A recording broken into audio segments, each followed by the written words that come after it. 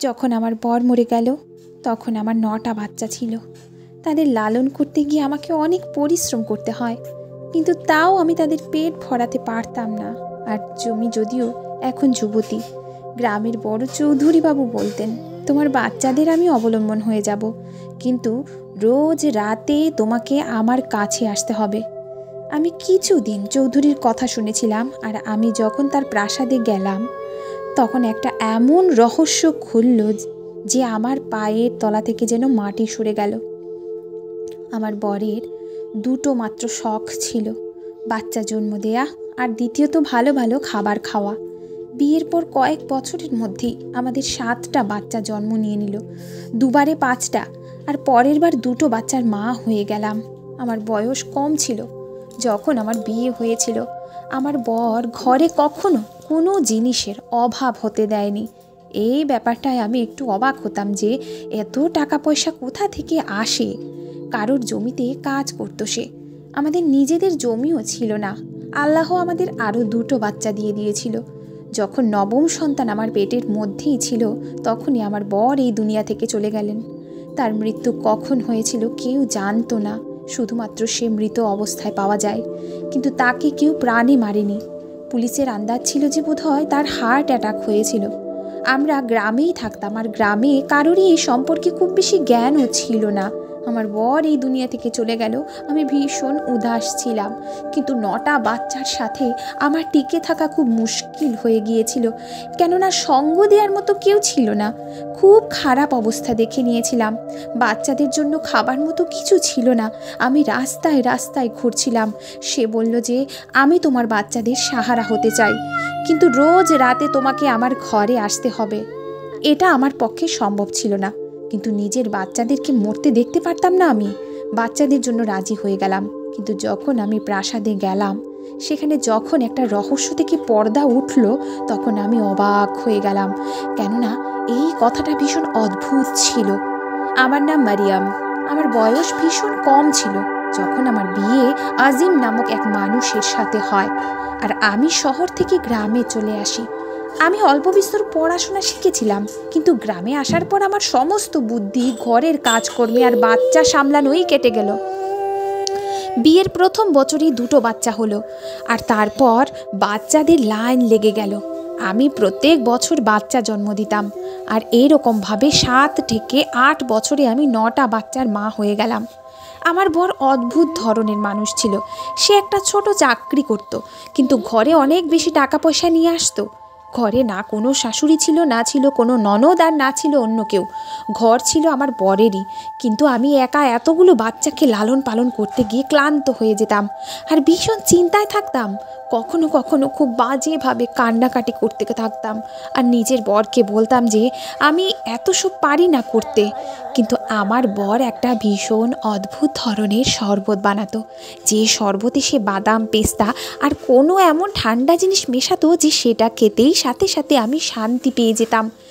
এমনকি আমি পুরো দিন ক্লান্ত হয়ে থাকলেও রাতে শান্তিতে ঘুমাতে পারতাম। না হলে আমার পায়ে এত ব্যথা হতো যে আমি ঘুমাতেই পারতাম না, কেননা আমি পুরো দিন বাচ্চাদের নিয়ে কাজ করতাম। বাচ্চাদের জন্মের বেশি সময় হয়নি, ওরা ছোট ছিল বলে আমায় নানাভাবে বিরক্ত করত।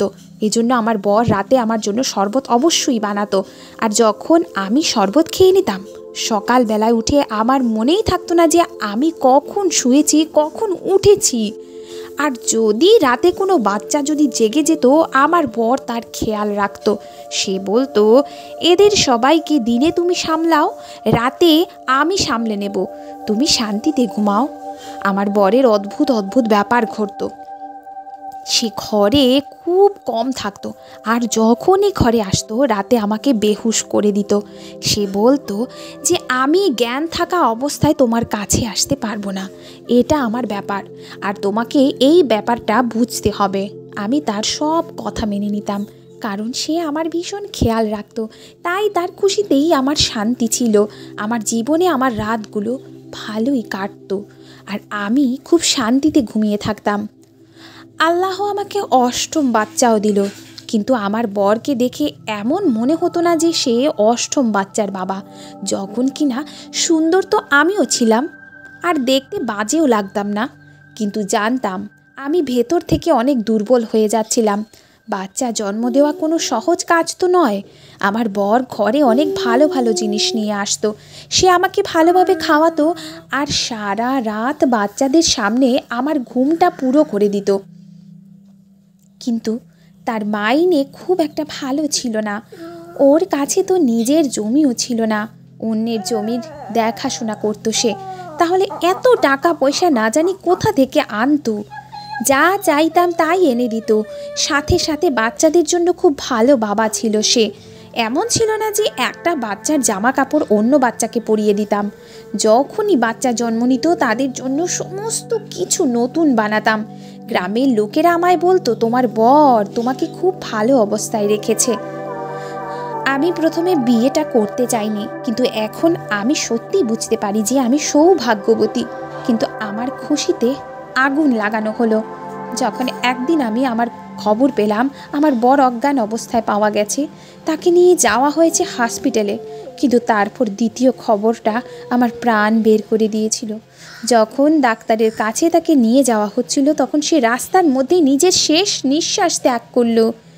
সেই সময় আমার পেটে আমার নবম বাচ্চা ছিল। আমি ভীষণ কেঁদেছিলাম, ভীষণ ছটফট করেছিলাম। আমার বরকে ছাড়া বাচ্চাদের কি করে সামলাবো, এই চিন্তাটাই সবার আগে মাথার মধ্যে আসলো। আমার বর ঘরে কিছু পয়সা রেখে দিয়েছিল, যেটা তার কবরে খরচা হয়ে গেল। কিছু দূরের আত্মীয় স্বজন ছিল, কিন্তু কেউ আমাদের নিজেদের ঘরে নিয়ে যেতে রাজি ছিল না, আর না কেউ আমাদের সাহারা দিতে চেয়েছিল। যদি সমস্ত আত্মীয় স্বজন মাসের কিছু কিছু পয়সাও দিত তাহলে আমাদের কোনোভাবে সংসার চলে যেত। কিন্তু কেউ এই ব্যাপারটা এগিয়ে আসেনি। সবাই এটাই বলেছিল যে 10টা বাচ্চার খরচা কে তুলবে, এদের সবাইকে কেউ লালন পালন করতে পারবে না, আর 9টা বাচ্চার মাকে বিয়েই বা কে করবে। কেননা আমাদের এখানে যখন কোনো মহিলা এভাবে বিধবা হতো তখন তাদেরকে এটাই উপদেশ দেওয়া হতো যে তুমি দ্বিতীয় বিয়ে করে নাও, যাতে তোমার বাচ্চাদের পালন করার মতো কাউকে তুমি পেয়ে যাও। কিন্তু কোনো পাগলই হবে যে একটা এরকম মহিলাকে বিয়ে করতে চাইবে যার সাথে 9টা বাচ্চা ছিল, আর তার মধ্যে আবার 4টে মেয়ে ছিল। আমি রেগে গিয়ে সব আত্মীয়দের অনেক কথা শুনিয়ে দিলাম আর বললাম কোনো দরকার নেই আমার কারোকে, মানে আমি নিজের বাচ্চাদের নিজেই পালন করব, তোমরা যেতে পারো। তোমাদের সম্পর্কের মানুষটা তো এই দুনিয়া থেকে চলে গেছে, তার মৃত্যু উপলক্ষে রান্না করা খাবারও শেষ হয়ে গিয়েছিল। এখন কেন এখানে বসে আছো সবাই? সব লোকেরা আমাকে অনেক কথা শোনালো আর বলল, আমরা তো তোমার লাভ নিয়ে ভাবছিলাম, কিন্তু তুমি ভালোর যোগ্যই নয়। আমি বললাম, বেরিয়ে যাও ঘর থেকে, কারোর দরকার নেই। বাড়িতে কিছু পয়সা পড়েছিল, প্রথমেই তা ব্যবহার হয়ে গেল। এরপর বাড়ির কিছু জিনিসপত্র বিক্রি করতে লাগলাম, আর এখন তো শুধুমাত্র একটা গরু থেকে গিয়েছিল যার দুধ আমার বাচ্চারা খেত, কিন্তু গরুকে খাওয়ানোর মতো কিছুই ছিল না, যার জন্য দুধও পাচ্ছিলাম না, সেটাও তাই বিক্রি করে দিলাম। আর তারপর 1 মাস ওই পয়সা দিয়েই কোনো রকম চালালাম। কিন্তু এরপরে আবার টাকা পয়সার অভাব হতে লাগলো। বাচ্চারা খিদের জ্বালায় চেঁচাতে লাগলো। তাদের মন ভোলানোর জন্য তাদেরকে ক্ষেতের দিকে নিয়ে গেলাম, কিন্তু গ্রামে আর কিছুই ছিল না। জমির কাছে একটা গাছ দাঁড়িয়েছিল যাতে ছোট ছোট তুত ফল লেগেছিল। আমার বাচ্চারা সেগুলো খেয়ে নিজের পেট ভরাতে লাগলো। যখন আমাদেরকে একজন লোক দেখে নিল, আমি ওই লোকটাকে জানতাম, সে আমাদের পাড়ার চৌধুরী বাবু। চৌধুরী যখন এই দৃশ্য দেখলো তখন আমাদের কাছে আসলো। বাচ্চাদের অবস্থা দেখে ভীষণ চিন্তায় পড়ে গেল। বলতে লাগলো, তুমি আজিমের বউ তো, যে কিছুদিন আগে মারা গেল? আমি বললাম, হ্যাঁ, আমি ওনার স্ত্রী, আর এই সমস্ত বাচ্চা আজিমের। সে বলতে লাগলো, কিভাবে পেট চালাচ্ছ? তখন আমি তাকে সমস্ত কথা বললাম যে সব কিছু শেষ হয়ে গেল, বাড়িতে শেষ একটা জন্তু ছিল তাকেও বিক্রি করে দিলাম। বাচ্চারা খিদের যন্ত্রণায় ছটফট করতে লাগলো, এই জন্য তাদেরকে এখানে নিয়ে আসলাম। সে বাচ্চাদেরকে গাড়িতে বসিয়ে নিল, আমাকেও বলল গাড়িতে বসতে, আর বলল তোমাদের বাড়িতে ছেড়ে দিয়ে আসি। বাড়িতে যখন আমাদের ছাড়তে আসলো তখন আমার হাতে সে কিছু পয়সা দিল। আমি ভীষণ খুশি হলাম যে চৌধুরী বাবু আমার অবস্থা বুঝতে পেরেছে। আমি বললাম যে চা খেয়ে যান। বাচ্চারা বাইরে খেলছিল আর আমি চা বানাতে লাগলাম। চৌধুরীর জন্য চা বানিয়ে আনলাম। সে কাপের সাথে আমার হাত ধরে নিল। আমি নিজের হাত সরিয়ে নিলাম। বললাম, চৌধুরী সাহেব, এটা আপনি কি করছেন? সে বলতে লাগলো, তুমি ভেবেছো যে তুমি কি করছো? আর কি করবে? এতগুলো বাচ্চার পেট কিভাবে চালাবে? যা পয়সা আমি দিয়েছি ওটা 2 দিন পরে শেষ হয়ে যাবে, আর তারপরে তুমি কি করবে? আমি বললাম, আল্লাহ সব দেখছে। যেভাবে আপনাকে উনি পাঠিয়ে দিয়েছেন, আমার কাছে এরকমভাবেই অন্য কারোকে আমার কাছে ঠিক পাঠিয়ে দেবেন। এই দুনিয়ায় কেউ না খেয়ে থাকে না, কিছু না কিছু করে নেব আমি। হতে পারে এই বাড়িটাই বিক্রি করে দেব। তখন চৌধুরী বলল, ঘর বিক্রি করার মতো বোকামি একদম করো না, না হলে রাস্তায় চলে আসবে। আমার কাছে তোমার জন্য কাজ আছে। আমি মনের মধ্যে ভাবতে লাগলাম যে চৌধুরীর তো অনেক বড় প্রাসাদ আছে, বোধহয় ওই প্রাসাদেই আমাকে কোনো কাজ দেবে, তাহলে আমি আমার বাচ্চাদের পেট চালিয়ে নিতে পারবো। আমার বড় মেয়েটা এতটা বড় তো হয়েই গেছে যে যদি আমি ঘরেতে নাও থাকি, ও নিজের বাকি ভাইদেরকে সামলে নেবে। এমনিতেও তার সময়ের আগেই বড় হওয়ার দরকারও ছিল, কেননা তাদের বাপ ছিল না। আমি সঙ্গে সঙ্গে চৌধুরী সাহেবকে বললাম যে তুমি আমাকে যা কাজ বলবে আমি সেটাই করব। সে বলল যে রাতের বেলা প্রাসাদে চলে এসো। আমি জিজ্ঞাসা করলাম, রাতের বেলা কোন সময়? এটা ভেবে আমি একটু চিন্তায় পড়ে গেলাম যে রাত্রিরে আমাকে কেন ডাকছে।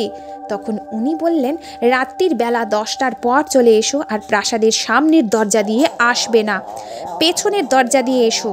এবার আমি এতটাও তো বোকা ছিলাম না যে সেই সমস্ত কথা বুঝতে পারবো না। আমি বুঝতে পেরে গিয়েছিলাম যে প্রাসাদে চৌধুরী আমাকে পেছনের দরজা দিয়ে এত রাত্রিরে কেন ডেকেছিল। সে চলে গেল, আর আমি সেই সব চিন্তাতেই পড়ে রইলাম। যে পয়সা চৌধুরী দিয়েছিল সেটা মুদিখানার দোকানে আগেকার হিসেবের জন্য কেটে নেওয়া হলো, আর শুধুমাত্র এটুকুই খাবার দিল যতটুকু আমরা একবার মাত্র খেতে পারবো। তাছাড়া সে অন্য কিছু দিতে রাজি ছিল না। সে বলল, আমাদের পয়সা 4 মাস পরে তুমি দিয়েছো, এবার আমি দ্বিতীয়বার তোমার ধার একদমই দেব না, না হলে না জানি আবার পরে কখন তুমি শোধ করতে পারবে। 10টা বাজতে আর একটুখানি বাকি ছিল। আমার বরের ফটোটা বুকের সাথে জড়িয়ে বসে বসে কাঁদছিলাম। কি করব আর কি বা করব না কিছু বুঝতেই পারছিলাম না। আমার বর সব সময় আমাকে ভালোভাবে খাইয়ে এসেছে, ভালো ভালো জামা কাপড় পরিয়েছে, কখনো কোনোভাবেই বাজে জীবন আমাদেরকে সে দেয়নি। আমার সে ভীষণ খেয়াল রাখতো। কিন্তু এখন আমি কি করব? কালকের জন্য ঘরে খাবারের কোনো ব্যবস্থা নেই। আমি পড়াশোনা জানতাম, কিন্তু এতটুকু পড়াশোনা কোনো কাজে লাগবে? আর এতগুলো বাচ্চাকে ছেড়ে যদি আমি চাকরি করতে যেতাম, তাহলে আমি কি চাকরি করতে পারতাম? কারোর বাড়িতে কাজ করে নিতাম, কিন্তু এখানে তো সবাই গরিব, শুধুমাত্র চৌধুরী ছাড়া। চৌধুরী আমাকে চাকরের কাজ দিতে পারে, কিন্তু সে আমাকে চাকরের কাজ দিচ্ছে না, দিতে চায় না। এই ভেবে হৃদয়ে পাথর রেখে দিলাম। বাচ্চাদের ঘুম পাড়িয়ে দিলাম, আর বড় মেয়েকে বললাম সবার খেয়াল রাখতে, আমি আসছি। ঘর থেকে কালো চাদর গায়ে দিয়ে বেরোলাম, আর প্রাসাদের পেছনের দরজা দিয়ে ঢুকলাম, যে সেখানে যেন কেউ চোর ভেবে ধরে না নেয়। কিন্তু 15 মিনিট হয়ে গেল, ওখানে কেউ আসলো না। তারপর আমি বললাম, আমি এ সমস্ত করতে চাই না। আমি আমার মৃত স্বামীকে কোনোভাবে ঠকানোর কাজ করতে চাই না। এই জন্য সেখান থেকে আমি যেতে লাগলাম। কেউ আমাকে ধরে থামিয়ে দিল। আমি দেখলাম চৌধুরী ছিল। আমি তার হাত থেকে নিজের হাত ছাড়িয়ে নিলাম আর বললাম, আমি ফেরত যাচ্ছি। সে বলল, যদি ফেরত চলে যাও তাহলে পস্তাবে, নিজের বাচ্চাদের কথা ভাবো। আমি বললাম, আপনি আমাকে আমার বাচ্চাদের কথা বলে আমাকে দিয়ে ভুল কাজ করাতে চাইছেন। তখন সে বলল, সব কাজ ভুল হয় না, আর এর সিদ্ধান্ত কাজ নিজেই করে দেয়। আমি বললাম, আপনার স্ত্রী নেই, আপনার বাচ্চা নেই, আপনি নিজেই ভাবুন না। আমি যদি আপনার জায়গায় হতাম আর আপনি যদি আমার জায়গায় হতেন, তখন আপনার উপর দিয়ে কী বয়ে যেত? তখন সে বলল, আমার বউ আছে কিন্তু আমার বাচ্চা নেই, আর সত্যি বলতে কি আমি তোমার জায়গাতেই আছি।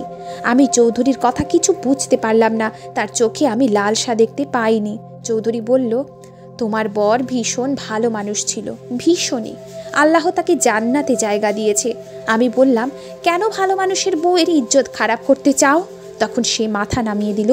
সে বলল, রাতে তোমাকে আমার কাছে আসতে হবে, আর তারপর পুরো সপ্তাহ কেটে যাওয়ার পর তোমাকে আমি এমন কিছু বলবো যেটা শুনে তুমি অবাক হয়ে যাবে। আমি কোনোভাবে এই কথার বিষ যেন পান করে নিলাম, কেননা নিজের বাচ্চাদের আমি ক্ষুধার্ত দেখতে পারবো না। চৌধুরী আমার বাড়িতে রেশন দিয়ে গেল, আর ঘরে যা যা জিনিস কম ছিল সেটাও নিয়ে আসলো। বাচ্চাদের জন্য নতুন কাপড় এনে দিল। সে আমার বাচ্চাদের ভীষণ ভালোবাসলো। তার এইসব করার কোনো দরকার তো ছিল না। তারপর আমার কান খবর শুনল চৌধুরীর বউ তাকে ছেড়ে চলে গেছে। আমি ভাবলাম যে বোধহয় আমার ব্যাপারে সে জানতে পেরে গেছে, কিন্তু এই কথাটা তো গ্রামে 2-3 মাস ধরে রটে গেছে যে চৌধুরীর বউ তার থেকে তালাক চেয়েছে। কেননা এই বিষয়টা কিছুতেই বোঝা যাচ্ছিল না, আর এর কোনো সমাধানও বেরোচ্ছিল না, আর তাদের দুজনের কোনো বাচ্চাও ছিল না। এজন্য তারা আলাদা হয়ে যাওয়াটাই ঠিক মনে করেছিল। চৌধুরী তালাক দিচ্ছে। আমি 1 সপ্তাহ ধরে চৌধুরীর জন্য রোজ রাতে তার প্রাসাদে যেতাম, কিন্তু সে আমাকে 3-4 দিন ধরে ডাকেনি। আর আমি নিজেও ধন্যবাদ জানিয়েছিলাম, কারণ এরকম জীবন আমি বাঁচতে চাইনি। আমি ভীষণ মজবুত ছিলাম। কিন্তু তারপর সে আবার এক রাতে আমাকে ডাকলো, আর এইবারে সে আমাকে প্রাসাদের গেস্ট হাউসে নিয়ে যাবার পরিবর্তে সোজা প্রাসাদের ভেতর নিয়ে গেল। আমি এটা ভেবে অবাক হয়ে গেলাম যে সে কি কোনো বিষয়ে কাউকে ভয় করে না, যে যদি প্রাসাদের কোনো চাকর দেখে বা তার বউ যদি দেখে প্রশ্ন করে। কিন্তু আমার মনে হতো যে প্রাসাদে কেউ নেই। আমাকে সে ঘরে নিয়ে আসলো, যেটা ভীষণ সুন্দর ঘর ছিল। এমন মনে হচ্ছিল যেন এখানে সমস্ত জিনিস নতুন। তারপর সে আমাকে আরও একটা ঘর দেখালো, যেটা বাচ্চাদের জন্য সাজানো ছিল। কিন্তু সে আমাকে নিজের প্রাসাদ কেন দেখাচ্ছিল আমি কিচ্ছু বুঝতে পারছিলাম না। তারপর সে আবার আমাকে ফেরত ওই ঘরে নিয়ে আসলো, আমাকে নিজের সামনে বসালো আর আমার হাত ধরলো। সে এমনভাবে আমার হাত ধরলো যেন সে আমাকে ভীষণ ভালোবাসে। কিন্তু সে আমাকে কি করে ভালোবাসতে পারে যে আমাকে নিজের প্রয়োজনের জন্য ব্যবহার করছে বা আমার অসুবিধার সুযোগ নিচ্ছে? কিন্তু সে আমাকে এমন একটা কথা বলল যেটা শুনে আমি অবাক হয়ে গেলাম। সে বলল, আমি আমার বউকে তালাক দিয়েছি। তোমার বর আজিম কখনো তোমার বর ছিলই না। আমি তোমার বর, আর আমি বাধ্য ছিলাম যে আমাকে ওই লোকটার সাথে তোমাকে রাখতে হয়েছিল। তোমার মনে পড়েছে যে তোমার বর প্রত্যেকটা রাতে তোমাকে শরবত খাইয়ে দিত, যাতে তুমি খুব শান্তি করে ঘুমাতে পারো। আর এইভাবেই আমি তোমার কাছে যেতাম। এই যতগুলো বাচ্চা তুমি দেখছো, এই সমস্ত বাচ্চা আমার। কেননা আমার বউ আমাকে কোনোদিন বাচ্চা দিতে পারতো না। কিন্তু আমার বউ যদি জানতে পারতো যে আমার আরও একটা বউ আছে আর তার বাচ্চাও আছে, তাহলে তোমাকে প্রাণে মেরে ফেলতো। তার বংশের লোকেরাও ভীষণ সাংঘাতিক। এই জন্য আমাকে এই সমস্ত নাটক করতে হয়েছে। তোমার বর আমি, আর এই সমস্ত বাচ্চা আমার। আর আজিম আত্মহত্যা করেছিল, কেননা সে এরকম জীবনের সাথে থাকতে থাকতে বিরক্ত হয়ে গিয়েছিল। তার কথা হলো সে কারোকে ধোঁকা দিতে পারবে না। ওই বাচ্চাগুলো ওকে বাবা বলতো। সে ভীষণ চিন্তা করতো, এজন্য সে আত্মহত্যা করে নিল, যাতে সে রাস্তা থেকে সরে যায়। সে আমার বিশ্বস্ত চাকর ছিল। আমি তার উপকার কোনো দিন ভুলব না। সে তোমাকে নিজের ঘরে রেখেছিল আর আমার ইজ্জতে কোনো রকম ক্ষতি হতে দেয়নি। আমি এটা শুনে অবাক হয়ে গেলাম, কেননা আমার বর ঠিক এগুলোই করতো আমার সাথে। সব সময় রাতে আমার বর আমাকে ঘুম পাড়িয়ে দিত। আমি বললাম যে যদি এমনটাই হয়ে থাকে, আমার থেকে এই সমস্ত লুকিয়েছিলে কেন, আর আমাকে কেন রাতে ডাকতে? তখন চৌধুরী বলল, আমার বউকে যতক্ষণ এই প্রাসাদ থেকে বের না করে দেই, আমি তোমাকে এখানে আনতে পারতাম না। আর তোমার বর আত্মহত্যা করে নিয়েছিল, এই জন্য আমাকে আরও 2-1 সপ্তাহ তালাক হওয়া পর্যন্ত সময় কাটাতে হতো, যাতে কেউ সন্দেহ না করে যে তুমি আমার বউ। এই প্রাসাদ আর এই সব কিছু তোমার আর আমার বাচ্চাদের। আজ থেকে তুমি এখানেই থাকবে। এই ঘর তোমার, আর দ্বিতীয় ঘর আমি বাচ্চাদের জন্য সাজিয়েছি। বাচ্চাদের সামলাতে আয়া রেখেছি। সমস্ত ব্যবস্থা হয়ে যাবে। তোমার জীবনে আরাম আর শান্তি হবে। আমি বললাম যে আমার এখনো কিছু মাথায় ঢুকছে না। আমি তোমাকে কিভাবে গ্রহণ করব? আমি তোমাকে তো আপন ভাবিনি। তখন সে বলল, হ্যাঁ জানি, এতে আমিই দোষী। তোমার কত সময় লাগবে তুমি নিতে পারো, কিন্তু আমি তোমাকে অনেক বেশি ভালোবাসি, কেননা তুমি আমার বাচ্চাদের মা। এই সমস্ত কথা শুনে আমার পায়ের তলা থেকে জমি বেরিয়ে যাচ্ছিল যেন, আর আমার মাথা ঘুরে যাচ্ছিল। আমি অজ্ঞান হয়ে গেলাম। যখন জ্ঞান ফিরল, আমি ওই ঘরেই ছিলাম, আর চৌধুরীকে বললাম, আমি এমন করতে পারবো না, কেননা আমি আমার বরকে সব কিছু মেনেছি। সেই আমার জন্য সমস্ত কিছু ছিল, সেই আমার খেয়াল রেখেছে। আমার বাচ্চারা ওকেই নিজের বাবা বলতো। তুমি আমার জীবনকে নষ্ট করে দিয়েছো। তোমাকে এসব কে বলেছিল করতে? যদি তোমার মধ্যে এতটা হিম্মত না থাকে যে তুমি তোমার বউকে এটা বলতে না পারো যে তোমার দ্বিতীয় বউ আছে, আর তার থেকে তুমি 9টা বাচ্চাকে জন্ম দিয়েছো, তবে তুমি একটা ভীতু লোক। আমি তোমার উপর কেন বিশ্বাস করব? তুমি একটা মহিলার কাছে ভয় পেয়ে আমার জীবন নষ্ট করে দিয়েছো। আমি বাধ্য ছিলাম। কেননা ওই মহিলা তোমাকেও মেরে দিতে পারত। চৌধুরী বলল, এই জন্য সেই ভয়েতেই আমি ছিলাম, কেননা তার হাতে যদি আবার দুর্বলতা পৌঁছে যেত তখন সে দয়া করতো না। কিন্তু সে এখন আমার জীবন থেকে চলে গেছে। আমি বললাম, এখন যদি সে জানতে পারে সে কি আমার বাচ্চাদেরকে ক্ষতি করবে না, তখন তুমি কি করবে? তখন সে বলল, এরকমটা হবে না, তুমি এখানে পাহারায় থাকবে, আমার দায়িত্বে থাকবে, আমি তোমাকে ভীষণ ভালোবাসি, আমার কথা বোঝার চেষ্টা করো। আমি কিছু বুঝতে পারছি না, হতে পারে দুনিয়ার লোকেদের কাছে আমার এই কাহিনী ভীষণ অদ্ভুত লাগবে, কিন্তু আসলে সত্যিটা এমনই ছিল। আর বাস্তবে এর থেকেও খারাপ ঘটনা মানুষের সাথে ঘটে থাকে। আমার সাথে যা হয়েছে সেটা তো তাও এমন একটা কথা যার কোনো না কোনো জবাব বেরিয়ে আসবে। আমার মনে আছে আমার বর কখনো জ্ঞান থাকা অবস্থায় আমার কাছে আসেনি, কিন্তু আমি তো তাকেই নিজের বর ভাবতাম। সে চৌধুরীর বিশ্বস্ত চাকর ছিল যে চৌধুরীর সাথে বিশ্বস্ততা করেছিল, আর তারপর সেই সবের মধ্যেই দ্বন্দ্বের মধ্যে পড়ে সে আত্মহত্যা করে নেয়। কিন্তু সেই আমার বর ছিল আর আমার বাচ্চাদের জন্য বাবা। আমার বাচ্চাদেরকে এই কথাটা বোঝাতে আমার অনেক সময় লেগেছে, আর আমি চৌধুরীকেও কখনো হৃদয় থেকে গ্রহণ করতে পারিনি। কিন্তু যত সময় যেতে লাগলো, সময় সমস্ত ঘায়ে মলম লাগিয়ে দিল। কিন্তু এখনও চৌধুরীর জন্য আমার হৃদয়ে কোনো ভালোবাসা ছিল না। সে শুধুই আমার বাচ্চাদের বাবা এবং আমার স্বামী, যে সমস্ত চাহিদা পূরণ করত। বিচারের দিন আমি অবশ্যই আজিমকে কলার চেপে ধরব। আমি বলবো, কেন সে আমার সাথে এইসব করলো? চৌধুরী যদি তাকে আমার সাথে এই সমস্ত করতে বাধ্য করে, তারপরেও সে কেন এমন করেছিল? সে বারণও তো করতে পারত। সে আমার জীবন বরবাদ করে রেখে দিল। আমি দুটো পুরুষের মাঝে পিষে থাকা একটা অদ্ভুত ধরনের মহিলা। তাহলে বন্ধুরা, চৌধুরী কি আমার সাথে সঠিক কাজ করেছে, নাকি তার নিজের বউয়ের থেকে ভয় পেয়ে থাকা উচিত ছিল না? আপনারা কমেন্ট করে নিশ্চয়ই বলবেন। ধন্যবাদ বন্ধুরা। ভিডিওটি যদি ভালো লেগে থাকে অবশ্যই চ্যানেলটিকে সাবস্ক্রাইব করে ভিডিওটিতে একটি লাইক, কমেন্ট, শেয়ার করে দিবেন।